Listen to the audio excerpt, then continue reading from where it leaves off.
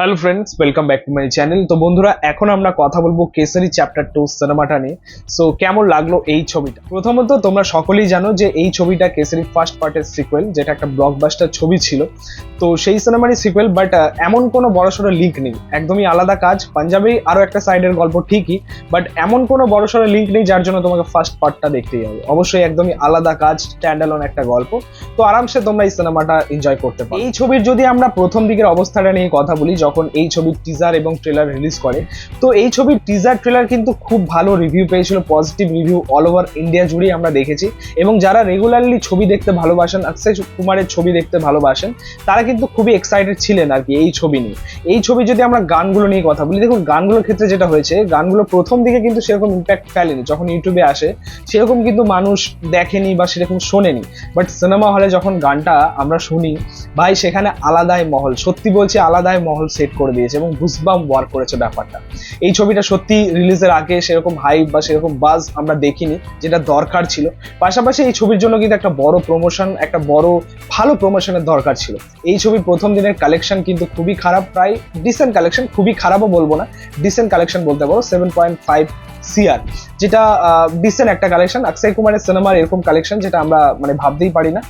Actually এই ছবিটা মাস ছবি যেহেতু নয়, যার জন্য এরকম একটা কালেকশন আমরা দেখতে পাচ্ছি। বাট গল্পটা যেমন, আমি আপনাদেরকে বলছি এই ছবিটা আপনাদের মনে মানে প্রত্যেকটা দর্শকের মনে জায়গা করে নেবে এমন একটা গল্প হয়েছে। এছাড়া এই ছবির অ্যাডভান্স বুকিং রিপোর্টটাও খুবই খারাপ, সেটা আপনারা সকলেই জানেন, এবং সিনেমা হলে গিয়েও সেই ফিলটা পেয়েছি, কারণ খুবই কম দর্শক নিয়ে সিনেমাটা দেখা হয়েছে। অ্যাকচুয়ালি অক্ষয় কুমারের উচিত ছিল অনেক আগে আসার এরকম একটা গল্প নিয়ে বা এরকম একটা কাজ নিয়ে।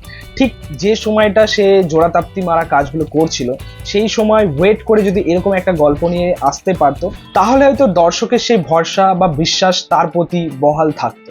এখন যেটা আমরা দেখতে পাই না। অ্যাকচুয়ালি এই ছবিটার ক্ষেত্রে যেটা ঘটেছে বা ঘটছে আমরা দেখতে পাচ্ছি গ্রামের ওই গল্পটার মতো, যেখানে গ্রামের ছেলেটা বারবার বলতো যে বাঘ এসেছে, বাঘ এসেছে। গ্রামের সব মানুষ ছুটে যেত, গিয়ে দেখতো যে কিছুই না, ছেলেটা তার সাথে মজা করছে। বাট আলটিমেটলি যখন সত্যিকারের বাঘটা এলো, কেউ গেল না, তারাও ভেবে নিয়েছে যে ছেলেটা মজাই করছে। ঠিক এই সিনেমাটার ক্ষেত্রে কিন্তু সেটাই ঘটছে, একটা ভালো কাজ কিন্তু সিনেমা হলে দর্শক হচ্ছে না।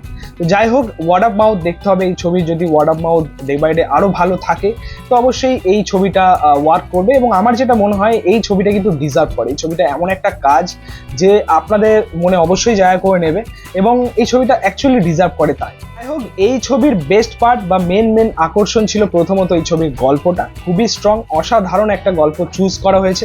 তার উপর যেরকম প্রেজেন্টেশন ছিল, যেরকম স্ক্রিন প্লের কাজ, আপনাদেরকে সত্যি বলতে এই 2 ঘন্টা জাস্ট সিটের মধ্যে বেঁধে রাখবে, এবং সিনেমার শেষে একটা হাততালি এই ছবিটা ডিজার্ভ করে। অসাধারণ একটা প্রেজেন্টেশন ছিল। দ্বিতীয়ত এই ছবির পারফরমেন্স, আমি এখানে আপনাদেরকে ট্রেলার রিভিউর সময় বলেছিলাম যে অনন্যা পান্ডের কাছে কিন্তু একটা অন্যতম সেরা কাজ আমরা পেতে চলেছি, এবং তার কেরিয়ার বেস্ট, অবশ্যই তার কেরিয়ার বেস্ট। এই ছবিটা যদি আপনারা দেখেন, অনন্যা পান্ডের কাজ ছিল দেখার মতো।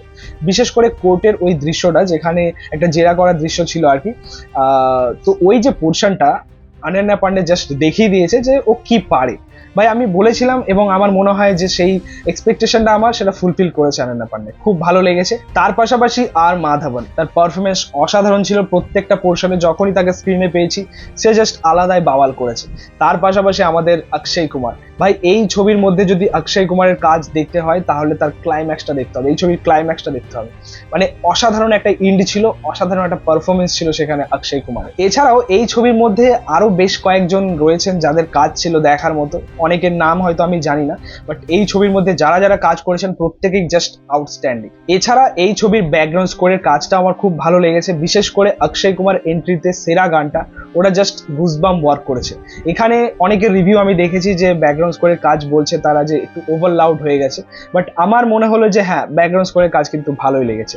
তার পাশাপাশি যদি আমরা ইমোশনাল সাইডটা নিয়ে কথা বলি, ভাই এই ছবির মধ্যে প্রত্যেকটা ইমোশনাল পোর্শন খুব ভালো ওয়ার্ক করেছে, মানুষ সেটাকে রিলেট করতে পেরেছে, কানেক্ট করতে পেরেছে, এবং সিরিয়াসলি বলছি চোখ থেকে জল আসতে বাধ্য। বিশেষ করে ক্লাইম্যাক্সে একটা পোর্শন ছিল যেখানে কৃপাল সিং বলে একটা ক্যারেক্টার রয়েছে, সে একটা চিঠি লিখছে অক্ষয় কুমারকে, অক্ষয় কুমার চিঠিটা পড়ছে এবং ব্যাকগ্রাউন্ডে দেখানো হচ্ছে যে কৃপাল সিং এর ছেলেকে কিভাবে হত্যা করেছে ব্রিটিশরা। এবং ওই যে চিঠিটা ওটা কিন্তু ন্যারেট করছে কৃপাল সিং, এবং চিঠির কথাগুলো সিরিয়াসলি বলছি, ওই সিনটাকে যেভাবে মেকিং করা হয়েছে, পাশাপাশি ওই চিঠির কথাগুলো যেন মনে হচ্ছে বুকে এসে আঘাত করছে, এত সুন্দরভাবে ওই সিনটাকে নামানো হয়েছে, ইমোশনটা দারুণ ওয়ার্ক করেছে সেখানে। এছাড়া এই ছবির ক্লাইম্যাক্স ছিল দেখার মতো, জাস্ট অনবদ্য একটা ক্লাইম্যাক্স। যাই হোক, এবার আমরা কথা বলি এই ছবির গল্পটা নিয়ে। এই ছবির গল্প সম্বন্ধে হয়তো আপনারা অনেকেই জানেন, জালিয়ানওয়ালাবাগের হত্যাকাণ্ড নিয়ে, যেটা একটা মর্মান্তিক ঘটনা ছিল, এবং এই ছবির স্টার্টিংটাই হচ্ছে ওই পোর্শনটা দিয়ে।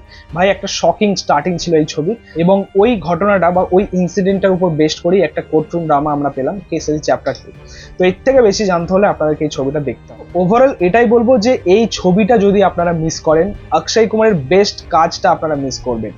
আমার বিশ্বাস যে অক্ষয় কুমারের এরকম টপ নচ পারফরমেন্স আপনারা হয়তো এর আগে দেখেননি। হয়তো এই ছবিটা পরে গিয়ে আপনারা টিভি, ওটিটি বা মোবাইলে দেখতে পারেন, বাট এই ছবিটা সিনেমা হলের জন্য, সিরিয়াসলি বলছি। তো বন্ধুরা, এই ছিল বলার এই ছবিটা নিয়ে। তোমরা যারা এই ছবিটা দেখে নিয়েছো কেসারি চ্যাপ্টার 2, তোমাদের কেমন লেগেছে সেটা কিন্তু অবশ্যই কমেন্টে জানিও। ভিডিওটা ভালো লাগলে অবশ্যই লাইক, কমেন্ট, শেয়ার করবি। পাশে থেকে সাপোর্ট করে চ্যানেলটাকে অবশ্যই সাবস্ক্রাইব করে যে পাশে থাকা বেল আইকন প্রেস করবি পরবর্তী ভিডিওগুলো আপলোড। Thank you, tata.